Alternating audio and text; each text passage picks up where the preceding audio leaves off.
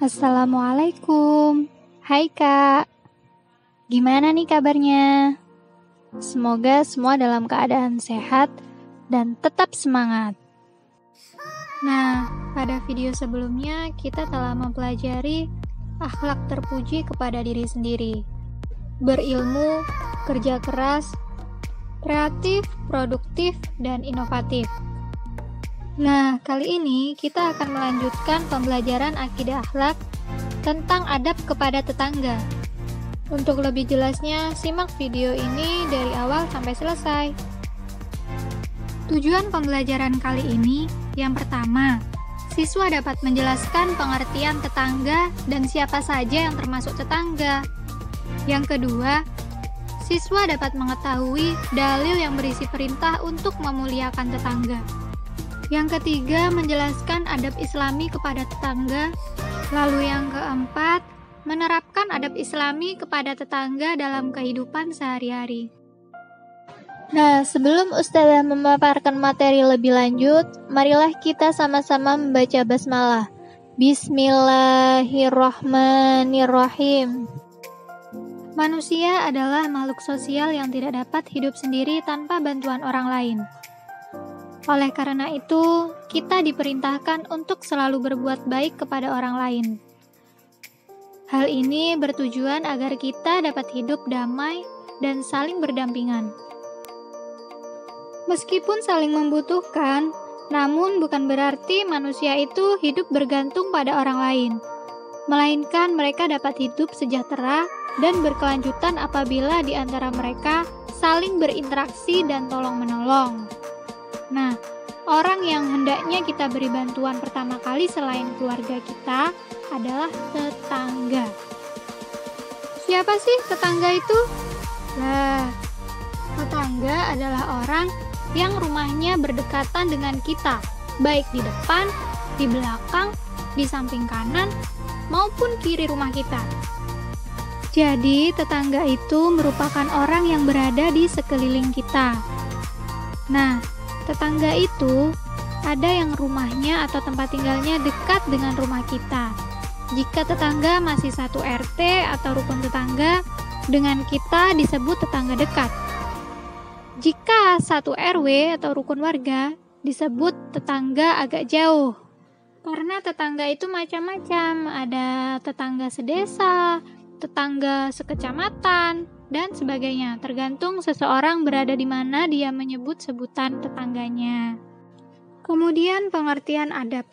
Adab berarti kesopanan, tingkah laku yang pantas dan baik, kehalusan budi bahasa, tata susila, dan kesusastraan. Sedangkan adab Islami adalah adab yang berdasarkan ajaran Islam. Jadi, adab Islami dengan tetangga artinya tata krama atau kesopanan terhadap tetangga sesuai dengan tuntunan Islam. Selanjutnya, dalil perintah beradab kepada tetangga. Dalam kehidupan bermasyarakat, tetangga merupakan orang yang perlu kita muliakan, sebab merekalah orang terdekat yang dapat menolong saat kita membutuhkan bantuan, selain keluarga. Kewajiban berbuat baik kepada tetangga telah ditegaskan oleh Allah Subhanahu wa Ta'ala dalam firman-Nya, yaitu Al-Quran Surat An-Nisa ayat 36. Adab kepada tetangga hendaklah selalu dijaga, karena tetangga hakikatnya saudara kita juga, apalagi tetangga yang rumahnya ada di sekitar rumah kita. Mereka adalah saudara dekat kita. Seperti yang kita rasakan saat ini, yang sedang berada di perantauan. Jadi, tetangga terdekat kita itu adalah saudara kita. Rasulullah SAW bersabda, "Barang siapa beriman kepada Allah dan hari akhir, hendaklah memuliakan tetangganya." Hadis riwayat Bukhari dan Muslim. Selanjutnya, adab Islami dalam bertetangga. Sebagai agama yang sempurna, Islam pun mengatur secara jelas bagaimana seharusnya sikap, perbuatan, dan ucapan kita terhadap tetangga. Demikian pentingnya menjalin hubungan baik dengan tetangga, sehingga Rasulullah SAW bersabda, "Tak henti-hentinya berulang kali Jibril berpesan kepadaku agar aku berbuat baik terhadap tetangga, sehingga aku mengira bahwa ia tetangga akan diberi hak waris. Hadis riwayat Bukhari dan Muslim. Dalam kenyataan hidup sehari-hari memang terbukti bahwa tetangga mempunyai peran yang amat besar terhadap kita. Dalam hal tertentu, peran tetangga itu terkadang melebihi saudara sendiri. Misalnya saat kita mendapat musibah atau suatu kesusahan, pasti tetangga lebih dahulu memberikan pertolongan sebelum saudara datang. Pantaslah bila malaikat Jibril menyampaikan pesan kepada Rasulullah SAW sebagaimana tersebut dalam hadis.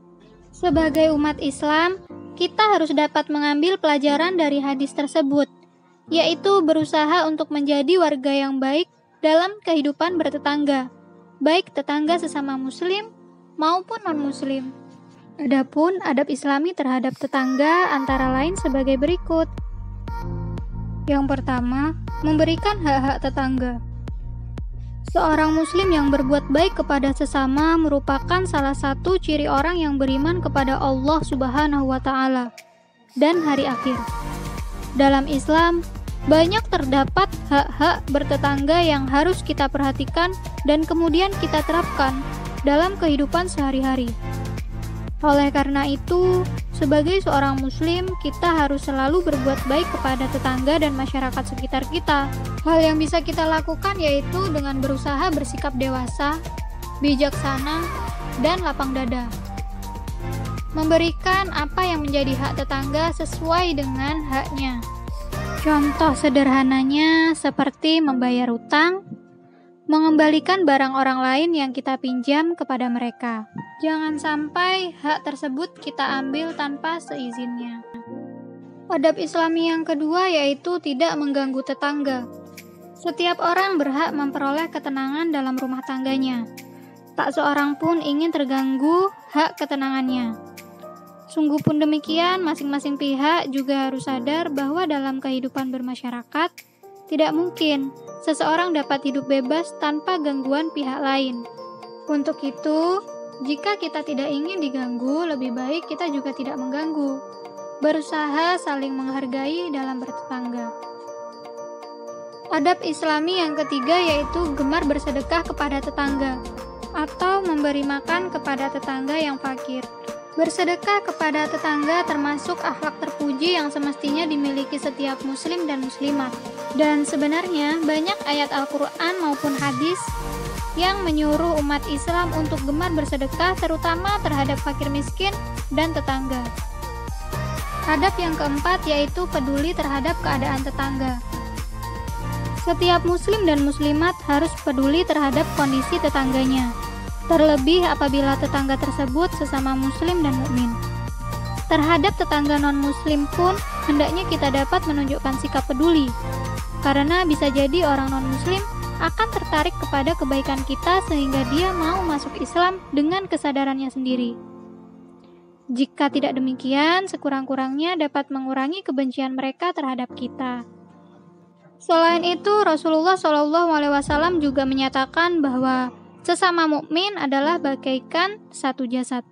Apabila ada salah satu anggota badan yang sakit, maka seluruh badan akan merasakannya.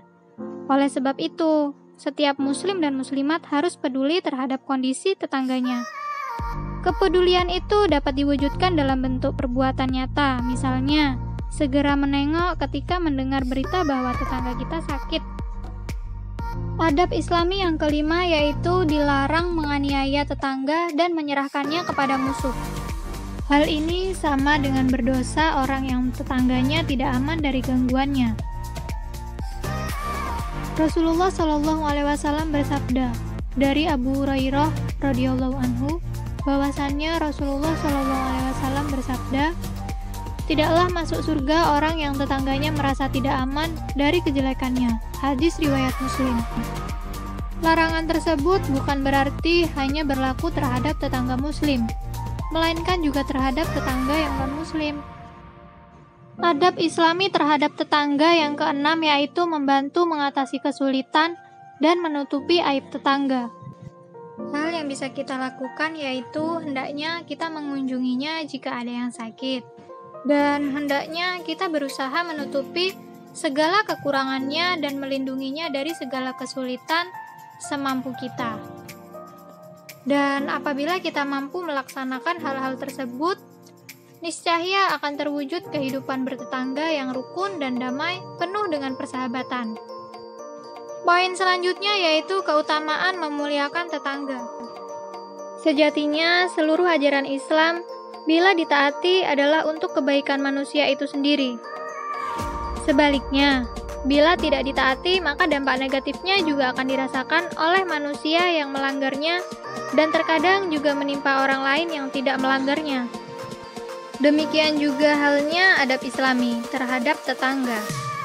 Masyarakat yang telah mampu mengamalkan ajaran Islam, khususnya adab Islami kepada tetangga, niscaya akan dapat memetik hasilnya, yaitu hidup rukun, aman, dan damai bersama anggota masyarakat lingkungannya.